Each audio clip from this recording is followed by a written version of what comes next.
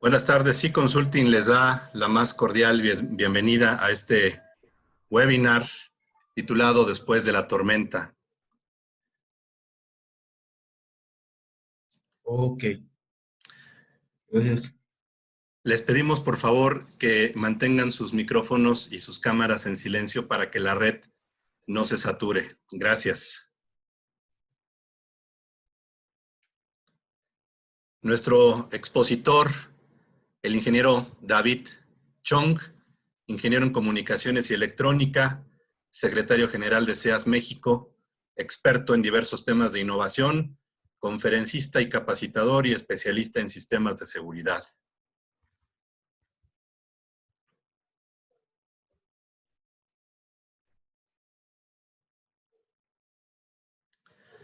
Nuestras recomendaciones, como saben, los ciberataques se han incrementado durante el home office. En caso que durante este webinar suframos algún tipo de interrupción, no le den importancia. Nuestro expositor sabrá perfectamente qué hacer al respecto.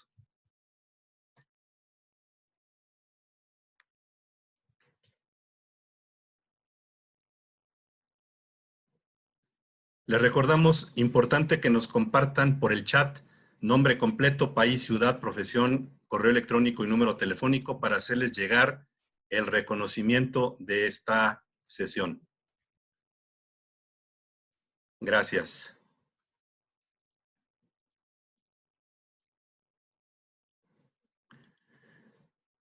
En este momento se queda con ustedes el ingeniero David Chong, el cual nos va a conducir a través de esta presentación el día de hoy. Gracias, ingeniero David. Gracias, buenas tardes, Alejandro, buenas tardes a todos. Muchas gracias por esta oportunidad. Vamos a iniciar.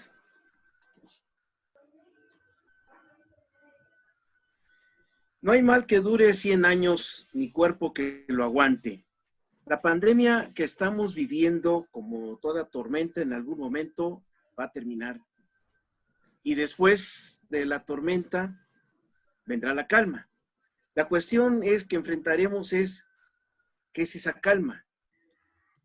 ¿Qué vamos a hacer con esa calma que viene después?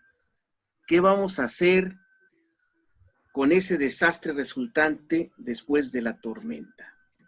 La realidad es que la historia es una serie de catástrofes, desastres de todo tipo. El desastre de hoy nos hace olvidar el de ayer y el de mañana seguramente nos hará olvidar el de hoy. Y entonces tendremos que ver qué es un desastre. Primero que nada, un desastre es un evento catastrófico que provoca daños, genera cambios, rompe el equilibrio, altera las estructuras, interrumpe la continuidad de nuestras vidas. Nos rompe toda nuestra vida. Por ello es que de alguna manera podemos decir que somos sobrevivientes de los desastres. ¿Cómo pueden ser estos desastres? Los desastres pueden ser de origen natural, erupciones volcánicas, tsunamis, tornados, huracanes, sismos e inclusive caída de meteoritos. Es cliente habitual de estos fenómenos, inclusive hasta de la caída de meteoritos. Y si no, recordemos el meteorito de Chicxulub, que se supone causó la extinción de los dinosaurios. Pero también pueden ser desastres de tipo tecnológico. Los transbordadores espaciales del Challenger y el Columbia, la tragedia del Hindenburg, o en nuestro país, la explosión de San Juan y Huastepec, San Juanico.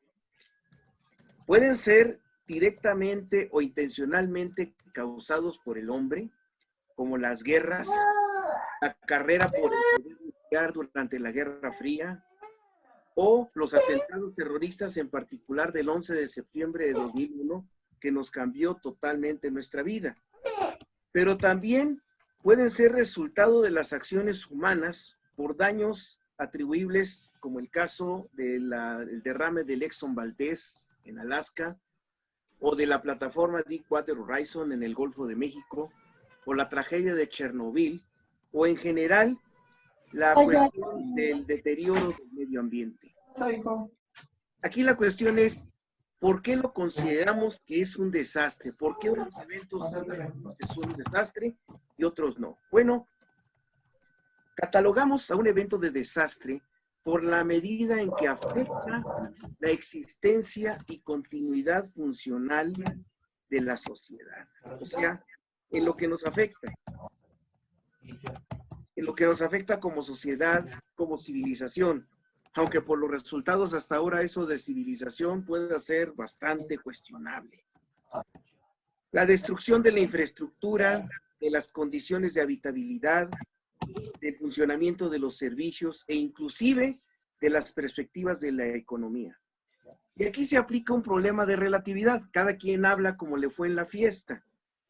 Porque la percepción acerca de la magnitud de un desastre depende qué tanto nos afectó de las circunstancias particulares. Así, lo que para algunos puede ser algo de dimensiones apocalípticas, el fin del mundo, para otros puede ser una tormenta en un vaso de agua. Claro, no era su vaso de agua.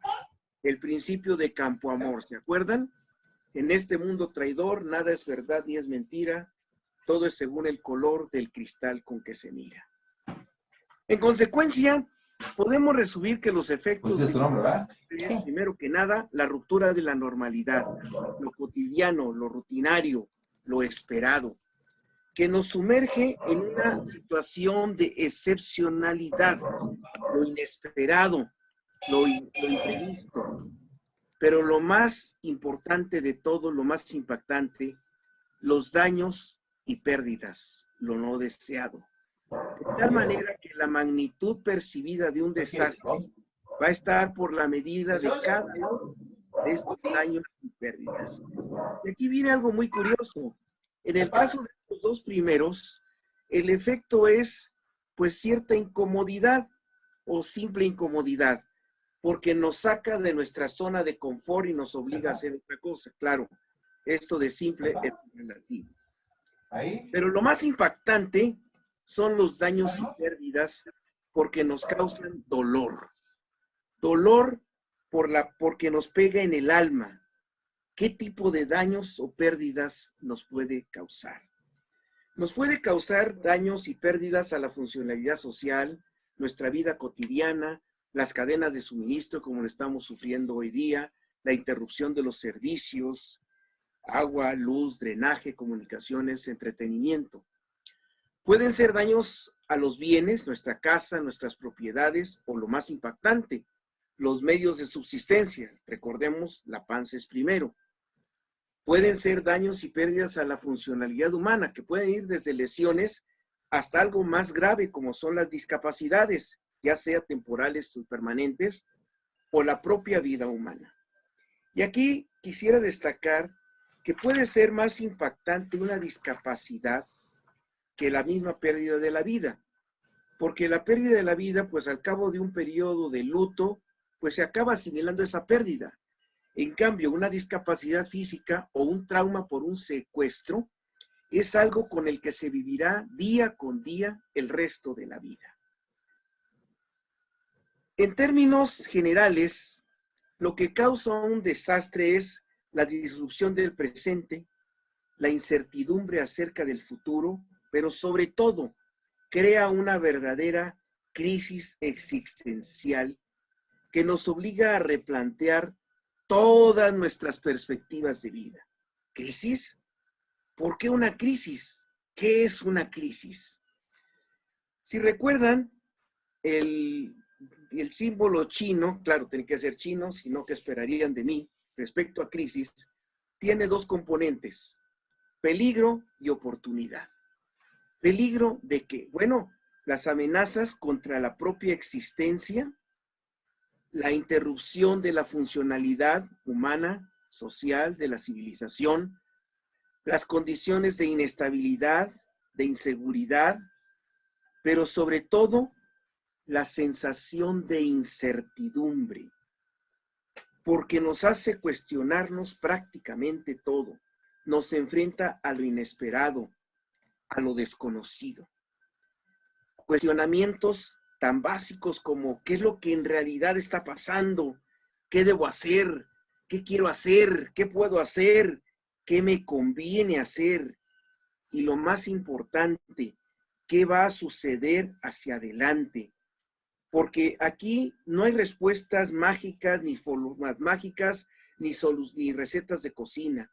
La respuesta no está en el viento, sino en la forma en que procesamos el desastre, lo cual depende de las circunstancias. Sin embargo, hay ciertas premisas que sí son fundamentales. Lo primero que tenemos que hacer que es sobrevivir, mantenernos vivos, porque recuerden, mientras hay vida hay esperanza. Los que hemos tenido oportunidad de viajar en avión, recordemos las instrucciones respecto a las mascarillas de oxígeno. Póngaselo antes de intentar ayudar a otros, porque si no, en lugar de ser una solución, nos convertimos en un problema.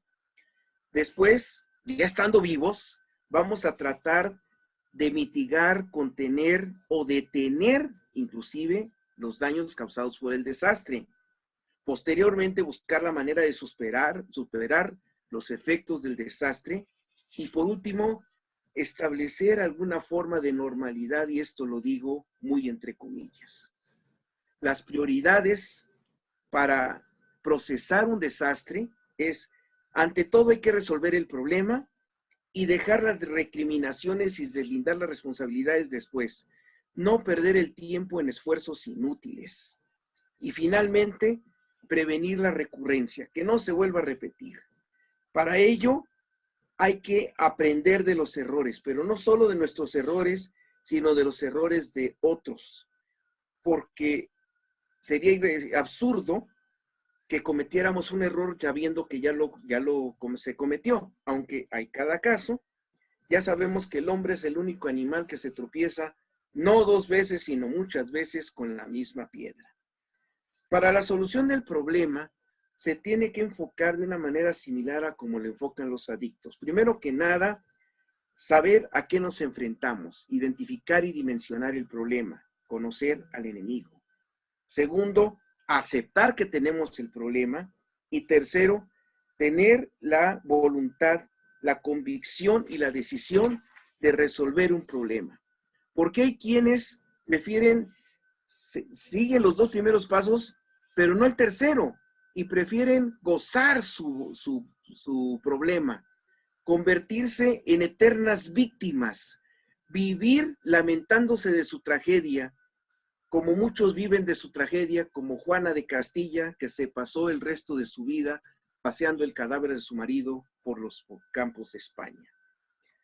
En este sentido, es muy importante la visibilidad de la amenaza, porque eso nos da una percepción de su peligrosidad y nos dispone para combatirla. Así, la vista de una flota enemiga nos hace ver un enemigo gigante y nos hace prepararnos para una batalla fuerte, inclusive esperando posibles daños.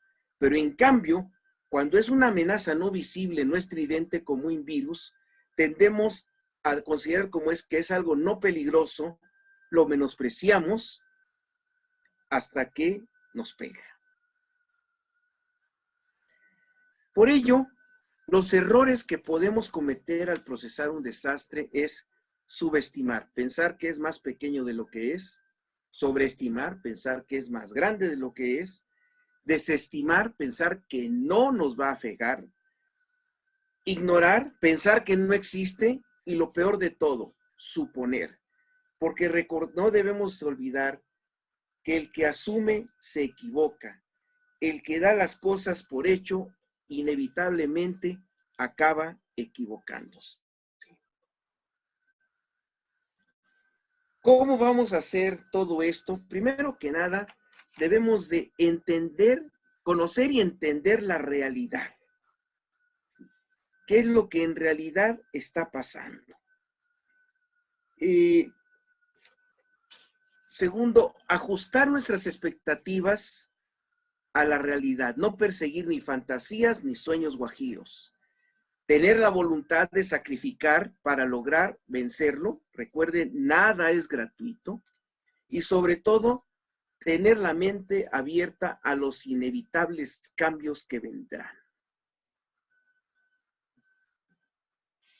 Después de la tormenta vendrá la calma.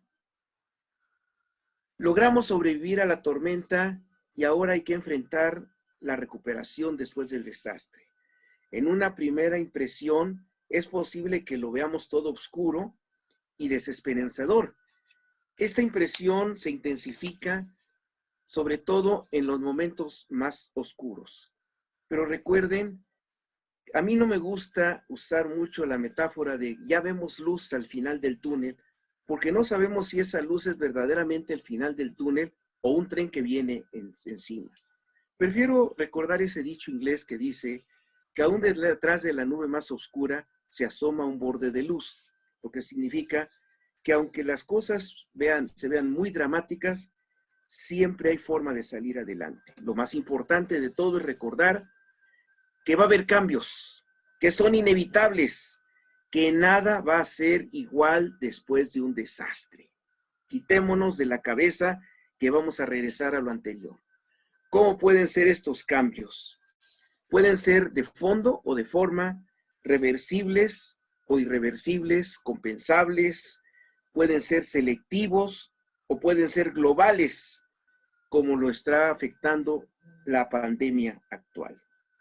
Igualmente importante es entender que para el proceso de un desastre, el que no es capaz de cambiar, jamás podrá ser capaz de afrontar y encabezar los inevitables cambios que vendrán después de un desastre. Recordemos el adagio, es de sabios cambiar de opinión.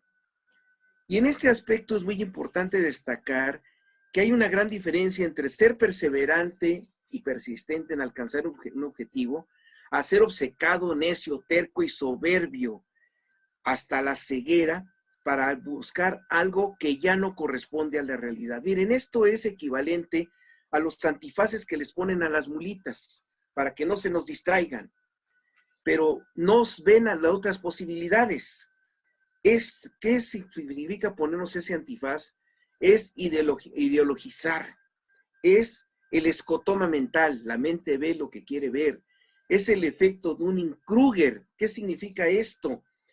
El que no está preparado para tener el poder, que cree que lo sabe todo y empieza a tomar decisiones sobre todo sin tomar opiniones. O la óptica unidimensional, aquel que solamente es capaz de ver un árbol a la vez y pierde la perspectiva del bosque. Eso no funciona, eso no nos lleva a ningún lado. El proceso de restauración, de recuperación, requiere, entre otras cosas, cambiar nuestros estereotipos, paradigmas e inclusive los valores de referencia. Renunciar muchas veces, cambiar nuestros sueños, nuestras metas, nuestros objetivos. Superar las obsesiones, las frustraciones y los traumas mentales que siempre de alguna manera acotan nuestra visión de vida y estar plenamente conscientes de nuestras carencias, lo que no tenemos, de nuestras deficiencias, lo que no nos funciona, o de nuestras insuficiencias, lo que no nos alcanza. Pero sobre todo, aceptar la inevitable realidad de que no se puede remediar lo irremediable. Se debe superar y pasar a lo que sigue. Recurrir al atributo que ha permitido a la raza humana no solo sobrevivir, sino llegar a prevalecer sobre la naturaleza, que es nuestra adaptabilidad y flexibilidad. Tener la voluntad de sacrificio. ¿Por qué es esto? Porque nosotros no somos los más fuertes, los más resistentes, los más veloces, y sin embargo hemos logrado salir adelante adaptándonos a las circunstancias. Y la mejor prueba de ello es que estamos vivos, por ahora. Contrastar nuestras, en ocasiones, fantasiosas expectativas contra las perspectivas de factibilidad, lo que es posible, y viabilidad, lo que conviene hacer, es decir, lo que nos permita la cruda y cruel realidad. Aceptar y seguir adelante con la nueva normalidad. Ya no podemos regresar a lo de antes. El diabético tendrá que aprender a vivir sin azúcar. El que tiene una insuficiencia renal tendrá que modificar su alimentación. El discapacitado tendrá que aprender a vivir y a sobrellevar su discapacidad. El que perdió su hogar tendrá que aprender a vivir en un nuevo lugar. Es como con el juego del Lego. Tenemos que aprender a construir con las piezas que tenemos, no con las que quisiéramos tener. Aprovechar las oportunidades que se nos van a presentar. Porque las mejores posibilidades de éxito después de la tormenta serán para aquellos que estén mejor preparados para aprovechar las nuevas e inéditas oportunidades que se abrirán. Pero recordar que las oportunidades no se repiten, llegan y se van. Y si no la aprovechamos, no van a volver. ¿Por qué no van a volver? Porque alguien más sí las va a aprovechar. Estar en el lugar oportuno, en el momento oportuno y con las capacidades oportunas. ¿Qué capacidades? Visión, tener una idea de hacia dónde, por dónde. Recuerden el dicho de Séneca, no hay viento favorable para el que no sabe a dónde se dirige. Preparación, ¿preparación para qué? Para lo que se pueda presentar. ¿Qué se va a presentar? No lo sabemos. Y sobre todo, la decisión de hacer y no solo de planear, como dicen, trabajar y no estar como sopilotes estreñidos, planeando sin obrar. Pero sobre todo, no desanimarnos ante la adversidad, porque nunca está más frío y oscuro que antes de amanecer. Recordar que no importa qué tan mal puedan estar pasando las cosas, si al final tenemos un buen resultado. Aquí hay algo muy importante. No importa el procedimiento como en matemáticas, importa el resultado, porque recuerden que a buen fin jamás habrá un mal inicio. Bueno, con la brevedad del tiempo esto es todo. Espero que esto les sea de utilidad. No sé si pasemos a las preguntas, Alejandro. Sí, ingeniero, muchas gracias por la presentación tan interesante que nos acabas de compartir. Y a nuestros invitados, a nuestros asistentes, les pedimos que nos compartan sus preguntas. Es el momento de sus preguntas, de sus comentarios. Aprovechemos que tenemos la tarde del día de hoy el ingeniero David Chong con nosotros. Quien quiera abrir sus micrófonos para hacer preguntas, adelante, gracias. Bueno, voy a leer aquí el chat.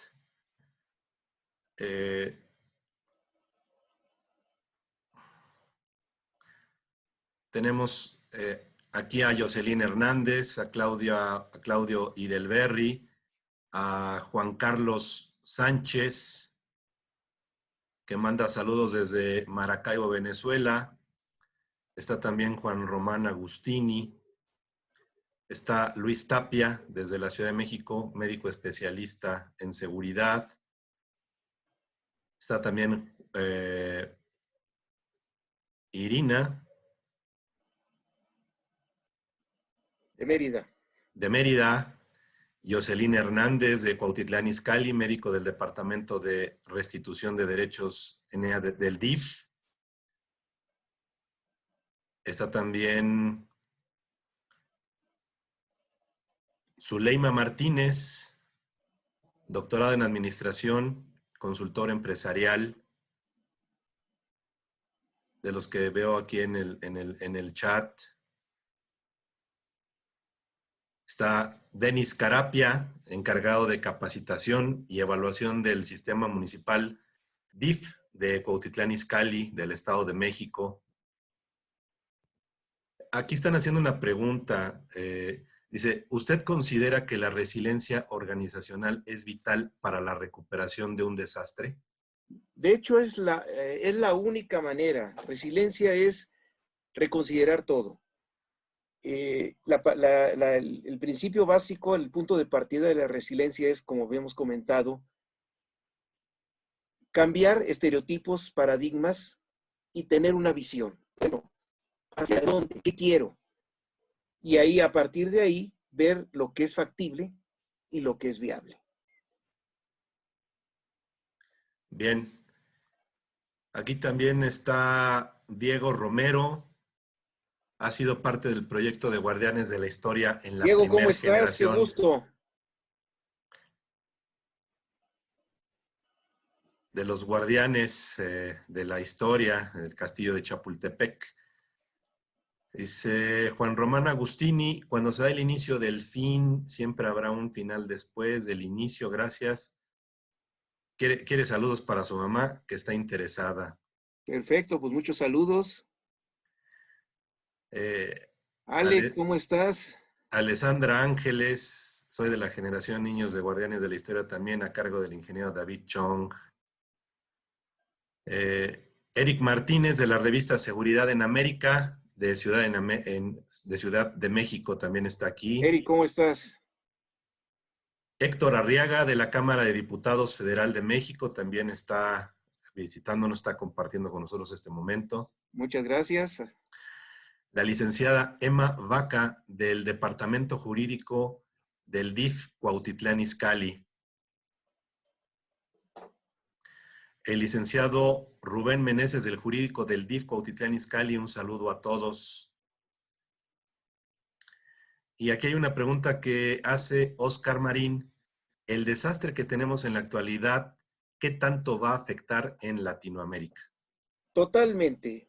Mira, si recuerdas y lo hemos visto, no hemos sido capaces de enfrentarlo, en algunas ocasiones negándolo, que es lo peor que podemos hacer. Pero nos va a cambiar nuestra vida, así como nos cambió el 11 de septiembre de 2001, nos cambió nuestros hábitos, nuestra forma de vivir la vida. Esto definitivamente nos va a cambiar. Nos va a cambiar. ¿Cómo nos va a cambiar? Pues va a depender mucho si en los próximos meses encontramos terapias o vacunas realmente efectivas. Pero lo más importante es que dejemos de engañarnos. Regreso a lo que veíamos hace rato, ¿se acuerdan? Identificar y dimensionar en realidad el problema. Hay países que llevan un conteo muy preciso y hay otros que han supuesto, han partido de supuestos. Y estos son los que van a vivir con más incertidumbre. No sé si queda contestada tu pregunta.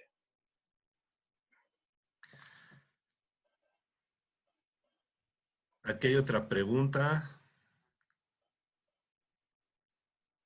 Dice, entiendo que dando la vuelta a las situaciones sería la manera más optimista de verlo, pero ¿cómo lidiar con factores externos como la crisis, desabasto, desempleo y enfrentar la situación? Es una pregunta de Eric Martínez. Fíjate, Eric, que aquí es algo muy interesante.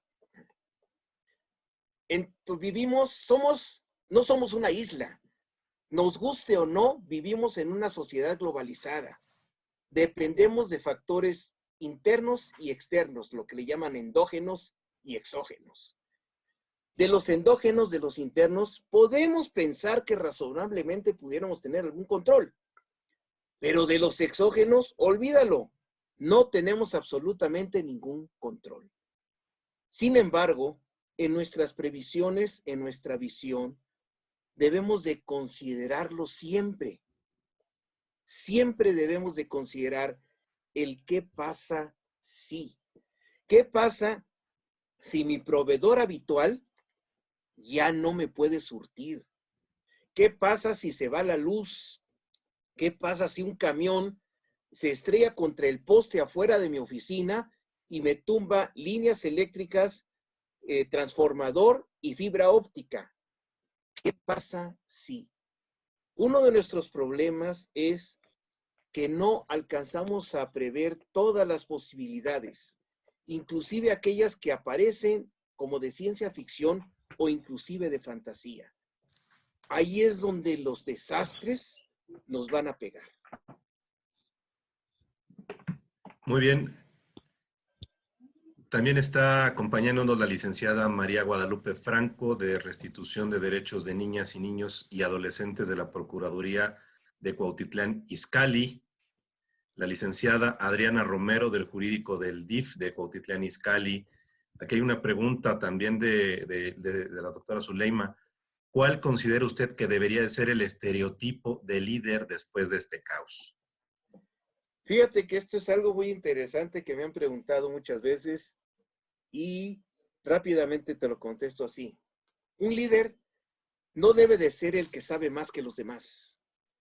No debe ser el todopoderoso, no debe ser el Mesías para que estar a tono con los tiempos. Debe ser la persona capaz de manejar, de administrar, de conducir a gente que sabe más que él. Debe ser alguien capaz de aprovechar el talento de la gente y de los recursos que tiene disponibles. No te escucho.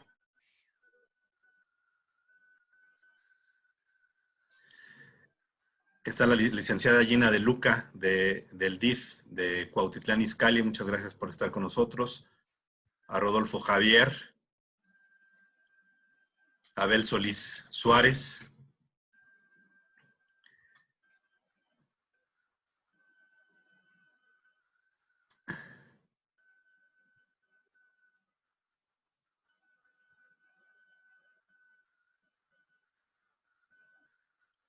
Entre algunos otros que nos han compartido sus datos. ¿Qué comentarios tienen al respecto viviendo esta situación que tenemos y una vez que hemos podido presenciar la ponencia del ingeniero David Chong? ¿Qué opinión tienen ustedes al respecto, con respecto a esto, y valga la redundancia, de después de la tormenta? Porque parece ser que todavía nuestra tormenta no termina. Bien, aquí hay una pregunta que por favor nos precises más, ingeniero, acerca... El efecto Dunning-Kruger, sí, mira, el efecto Dunning-Kruger es un síndrome que aqueja a algunas personas, sobre todo aquellas que llegan sin preparación al poder, que sienten que como llegaron al poder, saben de todo y pueden tomar decisiones por sí mismas de todo. Es una especie de mesianismo, pero asociado al poder. O sea, dicen, es que como llegué hasta aquí, soy tan bueno que puedo tomar decisiones que, sobre todo, aunque yo no sea especialista en el tema.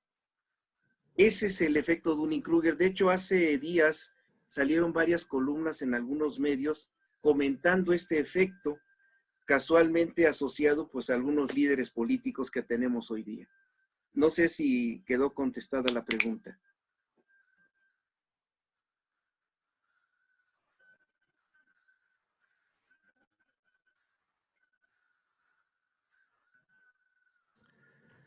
Dice Guillermo que sí, que muchas gracias. Su comentario es que pasó en muchos países, incluyendo México. Sí, no es exclusivo de México. Es normalmente aquellos líderes que se eternizan en el poder, que al principio como que parecen inteligentes, pero conforme pasa el tiempo, el poder, miren, es como aquellos que se suben al ladrillito y se marean, pero no solamente se marean por haber subido al ladrillito, sino que los rodean de tanta nube de incienso que además de la altura del ladrillo, el incienso marea y ciega. Ese es un problema. Gracias, ingeniero.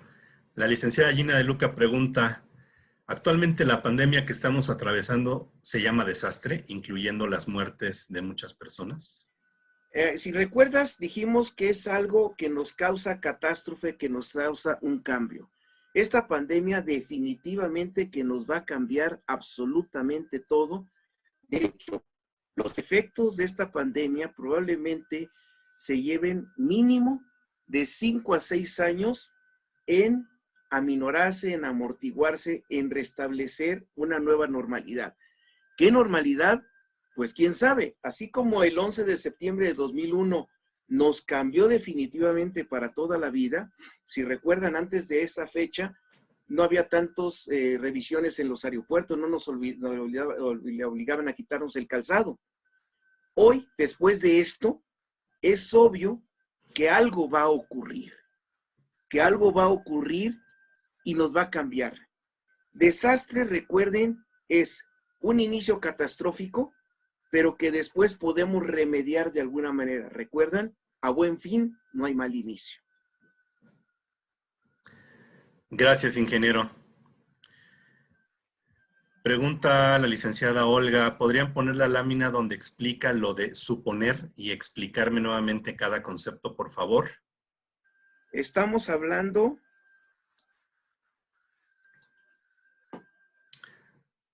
Tenemos todavía 9 minutos de tiempo. Ok.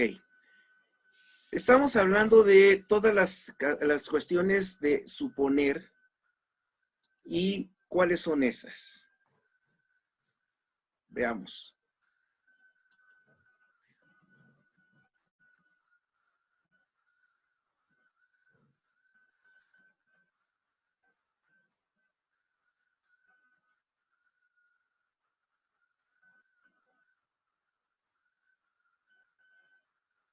¿Te refieres a esta?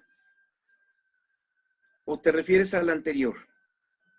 Subestimar es pensar que el enemigo es más pequeño de lo que en realidad es. Sobreestimar, pensar que la amenaza es más grande de lo que en realidad es y haces esfuerzos de más que les gastan. Desestimar, no hombre, eso no me va a pegar a mí como nos pasó con este virus. No hombre, mira, yo no conozco a nadie que se haya enfermado hasta que me enfermo. Ignorar, no es cierto que esto sea una amenaza. Y en general suponer, dar las cosas por hecho. No sé si esto responda a la pregunta.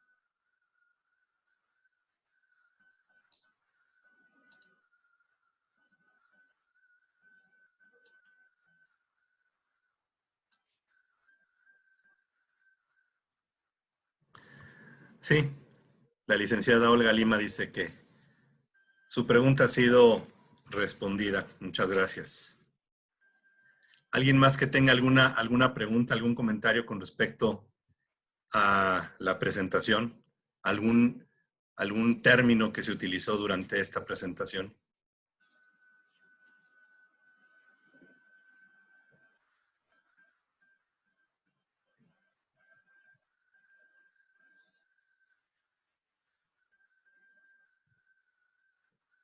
Bueno, creo que ya no, ¿verdad?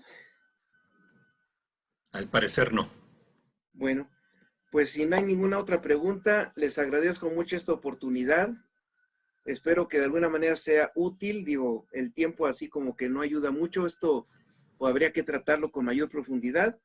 Pero en caso de cualquier duda, pues ahí tienen mis datos y quedamos a sus órdenes. Muchas gracias a todos por participar. Seguimos con ustedes ofreciéndoles SEAS México y SEA Consulting estos webinars sin costo. A lo largo del mes de mayo seguiremos presentando más ponencias, ¿sí? El ingeniero nos va a ayudar con todo esto y a todos ustedes les agradecemos su presencia. Que tengan una excelente tarde. Nosotros seguimos a sus órdenes.